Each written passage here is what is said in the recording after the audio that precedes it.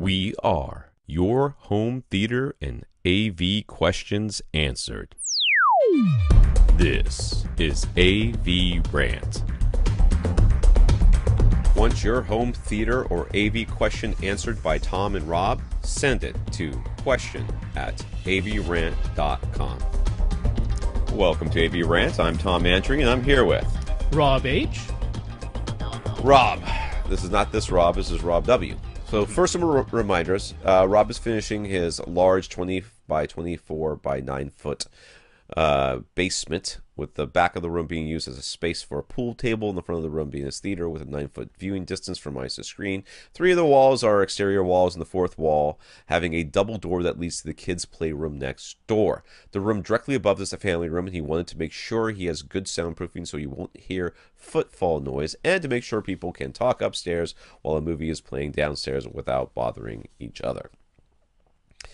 The space is completely gutted right now. It's bare concrete floor, open ceiling joist, and bare studs on the walls. Once this room is finished and closed up, they absolutely do not want to have to open anything up again ever. So he wants to get the plans right and do it properly the first time. Fair enough. All right, we got some pictures. I guess you're probably showing. Yes, already been shown. The changes were made. Some changes were made. They decided to spend the extra for spray foam on all the exterior walls. They decoupled the HVAC system from the room as much as possible, and a huge LVL beam was installed for load bearing. These upgrades have now reduced the budget he had available for finishing the room.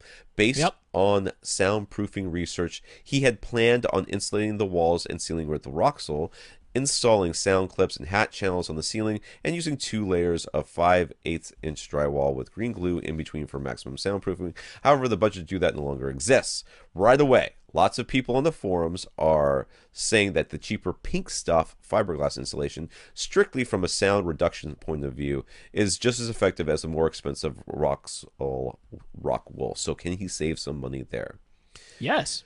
Yeah, I think so. That's kind of what I put in my walls, basically, and it works pretty well. I mean, the big sound leaker is the door.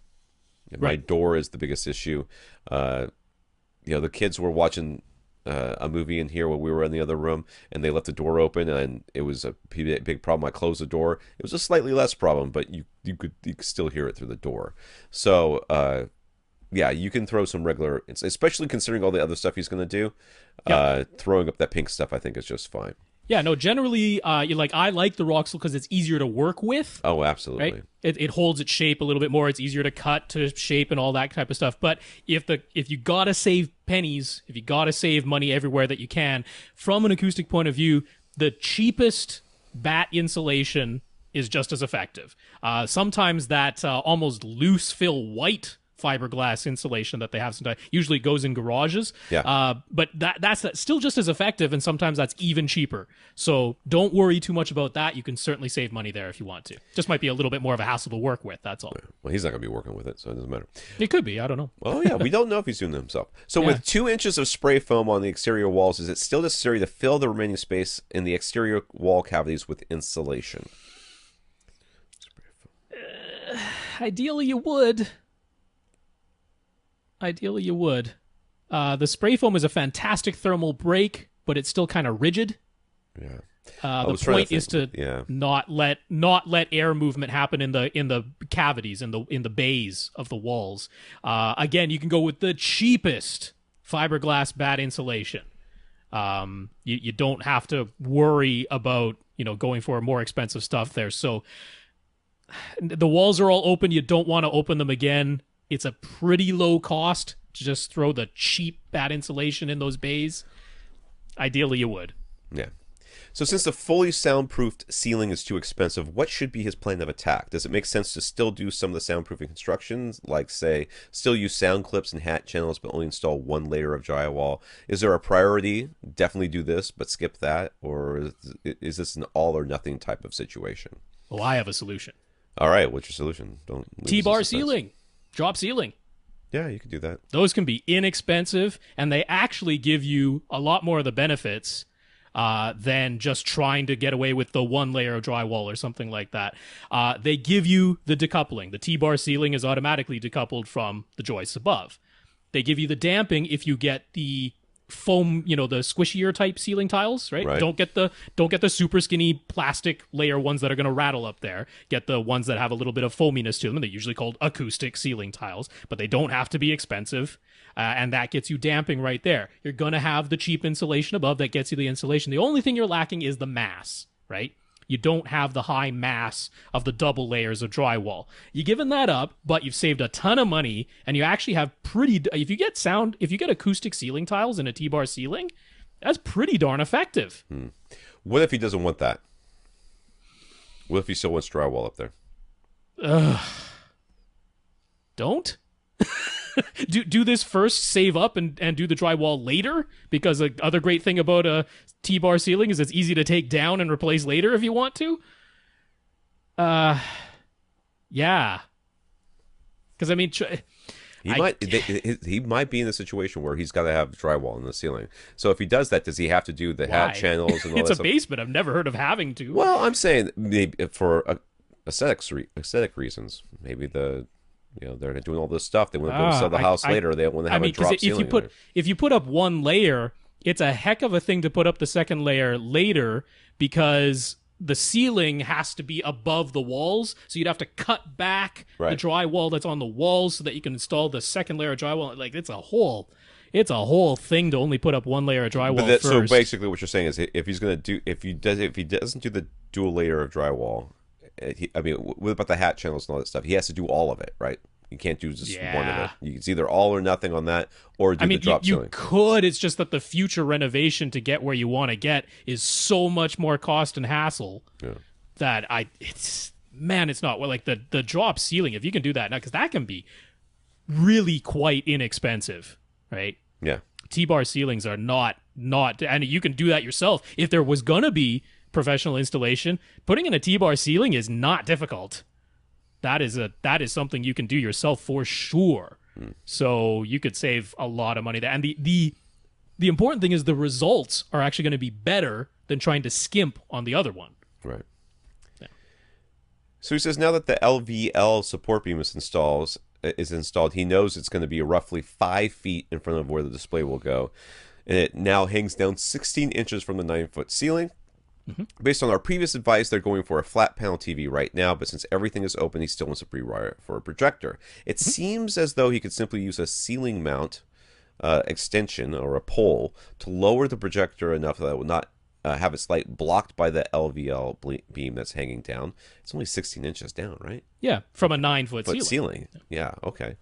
Sorry. But can we explain to him how the projector placement would actually work so that he won't get shadows from people's heads and won't have that image blocked by the LVL beam? Okay, well, first of all, Rob's going to give you all the math stuff. Sure. But remember, what the projector, when it hangs down, usually if you can get in line with the very top of your screen with the lens, you can project onto that screen. So that screen is only going to could probably be 2 feet off the ground or something like that for most cases, which means or it might be even higher than that, which means it's still going to be 3 or 4 feet from the the top of your ceiling, or at least 2 or 3 feet from the top of your ceiling, which is more than 16 inches. So this beam is not going to be an issue. Yeah, no, I mean, all you have to have is a situation where the lens of the projector is just below the height of the beam. Yeah. And then make sure that the top edge of your screen is also just below the height of the beam. And now the beam is effectively not in the way of the projector at all.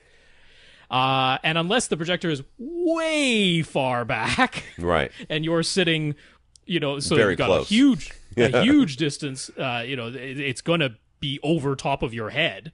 So that's not, I mean, maybe if you stood up and reached your hands up in front of the lens, you could create a shadow. Okay. But that's not going to be a situation where people are sitting in the seat and watching a movie. I'm thinking that if you are between, let's say he ends up moving his seat back a little bit, but although he can't really because he's got the pool table. Right. But let's say it's somewhere between a 9 and a 12 foot seating distance, right? Seems like it's going to be. Then your screen size is going to be, I would suggest, somewhere between 106 to 120 inches diagonal. That means the height of your screen is going to be somewhere between 52 to 59 inches. That's going to be the height of the actual image of your screen. If we put the bottom edge of that between 20 to 24 inches off the floor, and let's even assume that you're going to install the T-bar ceiling, and that's going to drop you down to 8.5 foot ceiling height, right? But that's also going to have part of that beam within it, right?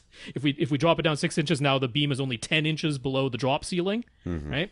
So if you add all that up, you're going to have a bare minimum of 19 inches of space above the top edge of your screen. Even if you mount it as high as THX says to, even if you have the drop ceiling and you have it 2 feet off the floor and you go for the larger 120-inch size and it's a 59, you still have 19 inches of space above the top of the screen that exceeds the 10 to 16 inches of the beam.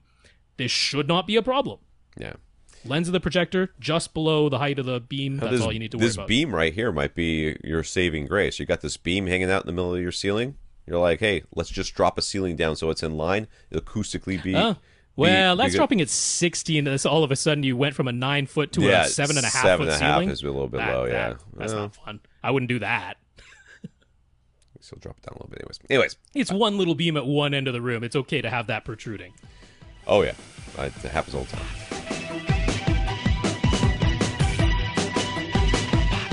Want your question answered? Send it to question@avrant.com.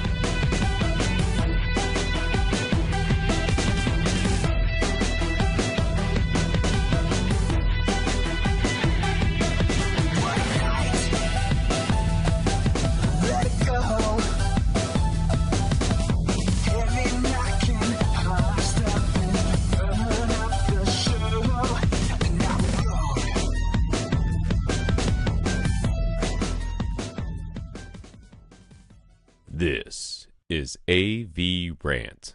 Now go out and listen to something.